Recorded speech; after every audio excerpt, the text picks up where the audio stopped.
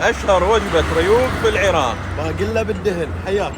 وايد طيب. صدمتني هالأكلة صراحة، لذيذة لذيذة لذيذة، وتعتبر من أشهر الوجبات الشعبية في العراق، وياكلونها على الريوق. تعالوا نشوف شلون طريقة تحضيرها وشنو فوائدها. أول شي يفرمون الخبز المنقوع بماي الباجلة، وعجبتني نظافة العمال في المطعم وكلهم يستعملون قفاز. بعدها يتم تفليس أو تقشير الباجلة، ويحطون الباجلة فوق الخبز. بعدها يسخنون الدهن الحر أو السمن البلدي ويصبونه على الصحن، وبعدها يحطون البيض فوق الصحن، وهذا شكل الوجبة النهائي. يقولون هالوجبة لها العديد من الفوائد، وتعطي جسمك طاقة كبيرة طول اليوم وتخليك شبعان وقت طويل. إذا رحتون العراق ضروري ضروري تجربونها، وغرقوها من الليمون وكثروا من البصل. وأنا هواي عجبتني، وهني سألت الشباب عن رايهم في الأكلة. وايد طيبة لذيذ. فاقت توقعاتي. وايد وايد.